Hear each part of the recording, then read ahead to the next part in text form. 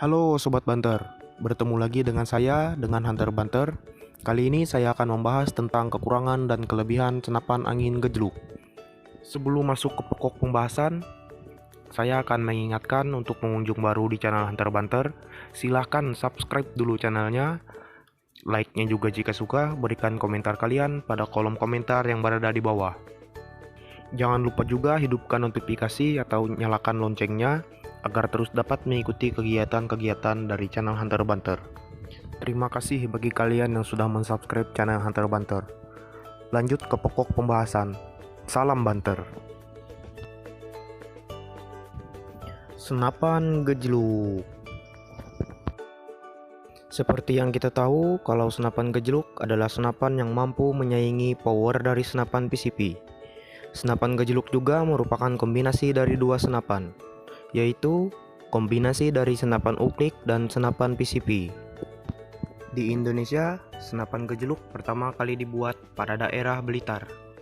Senapan gejluk dinamakan senapan gejluk karena diambil dalam bahasa Jawa, yaitu dari kata gejluk yang berarti dihentakkan. Namanya sesuai dengan sistem kerjanya saat memompa, yaitu dengan menghentakkan atau menggejluk pipa besi yang berguna untuk mendorong angin masuk ke dalam tabung. Sama halnya dengan senapan uklik. Perbedaannya adalah senapan gejluk dapat menyimpan angin lebih banyak daripada senapan uklik. Normalnya, senapan gejluk dapat dipompa 150 kali hingga 200 kali atau setara dengan 2500 PSI dan dapat ditembakkan hingga 80 kali tembakan. Berikut adalah kekurangan dan kelebihan senapan gejluk. Kelebihan yang pertama.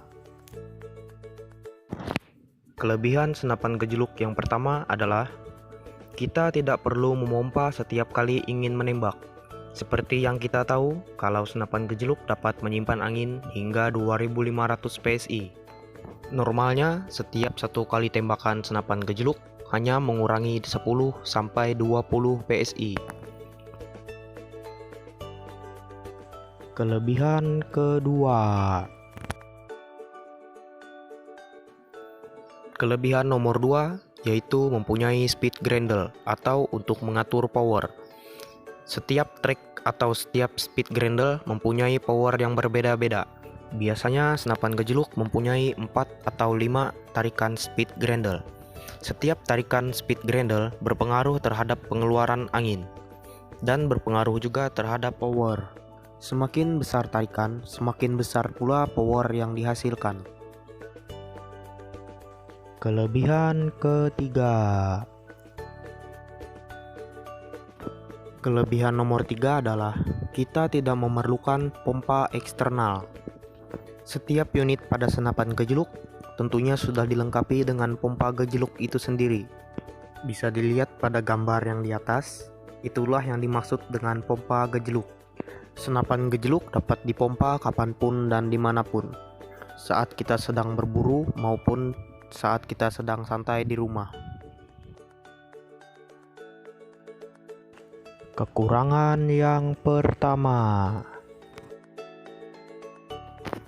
Kekurangan senapan angin gejluk yang pertama adalah tabung pada senapan angin gejluk tidak boleh kosong, karena dapat menyebabkan seal pada tabung itu mengalami kebocoran.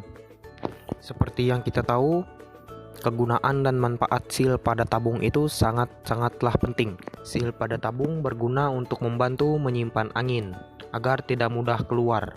Kebocoran seal tentunya dapat menyebabkan penurunan power terhadap senapan itu sendiri, dan juga menyebabkan senapan kita akan lebih boros. Jika senapan mengalami kebocoran seal, kita harus segera mengganti seal tersebut dengan membongkar senapan itu dan mengganti dengan seal yang baru. Kekurangan yang kedua. Kekurangan nomor 2 yaitu pada berat senapan gejluk. Padahalnya berat senapan gejluk mencapai 4 kilo atau 4,5 kilo, dan tentunya berat menjadi masalah penting terhadap si penembak yang baru saja beralih atau baru saja menggunakan senapan gejluk. Kekurangan yang ketiga. Kekurangan nomor 3 yaitu kita tidak bisa memompa senapan gejluk secara terus-menerus. Pompalah secara bertahap agar pipa tabung besi pada senapan gejluk tidak panas. Jika pipa tabung besi pada senapan gejluk sudah terasa panas, hendaklah kita berhenti atau beristirahat dalam memompa. Jika terus dipaksakan memompa pada tabung yang sudah terasa panas, maka tabung itu akan cepat mengalami korosi atau berkarat, mengalami penyok, dan pipa tabung yang bisa cepat patah. Kekurangan yang keempat. Kekurangan nomor 4 adalah kita tidak bisa memompa angin melebihi kapasitas yang dianjurkan. Normalnya, kapasitas yang dianjurkan untuk senapan gejluk adalah 2500 hingga 2800 PSI. Jika kita memompa senapan angin gejluk melebihi kapasitas yang dianjurkan, maka itu dapat menyebabkan mengembangnya tabung senapan angin gejluk dan dapat mengakibatkan longgarnya drat pada senapan angin gejluk. Melonggarnya drat pada tabung senapan angin gejluk tentu sangat membahayakan si pemakai. Akibat yang paling fatal adalah tabung akan meledak karena drat pada tabung senapan angin gejluk tidak kuat lagi atau tidak sanggup menahan tekanan angin yang berada pada tabung senapan gejluk.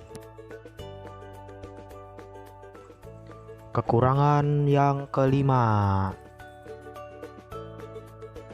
Kekurangan nomor 5 adalah besarnya kapasitas tabung angin senapan gejluk tentunya menjadi masalah penting terhadap senapan angin gejluk. Semakin besar kapasitas tabung angin pada senapan gejluk, maka semakin besar pula dan semakin banyak angin yang diperlukan untuk mengisi tabung angin senapan gejluk hingga terisi penuh kembali.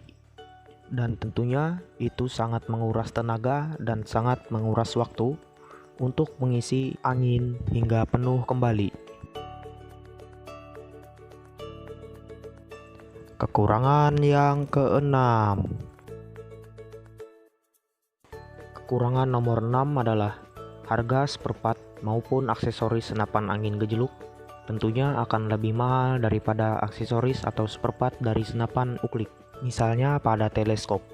Seperti yang kita tahu, senapan angin gejluk memiliki power yang lebih besar daripada senapan uklik. Setiap tembakan pada senapan angin gejluk tentu menghasilkan power yang lebih besar daripada senapan uklik.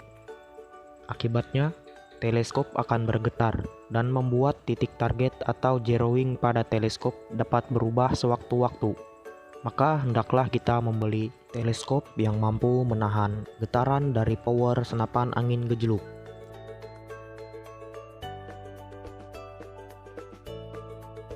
Kekurangan yang ketujuh. Kekurangan nomor 7 adalah pompa gejluk yang berat. Seperti yang kita tahu, kalau kapasitas tabung angin di senapan gejluk memiliki kapasitas yang besar. Semakin besar kapasitas angin yang berada dalam tabung angin senapan gejluk, maka akan semakin berat pula setiap kali kita memompa senapan angin gejluk.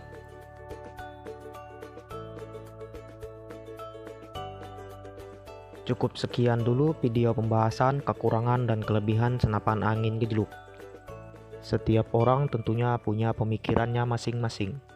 Di video ini, saya cuma membagikan pengetahuan saya yang sedikit tentang senapan angin gejluk.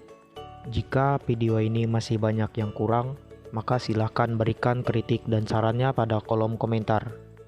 Jika ada yang ingin menambahkan seputar kekurangan dan kelebihan dari senapan angin gejluk, silahkan tulis di kolom komentar.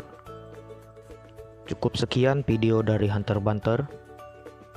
Bagi yang belum subscribe, silahkan di subscribe dulu. Like-nya juga jika suka. Berikan komentar kalian pada kolom komentar yang berada di bawah. Jangan lupa juga nyalakan notifikasinya agar terus dapat mengikuti video-video terbaru dari channel Hunter Banter. Hunter Banter undur diri dulu. Salam Banter.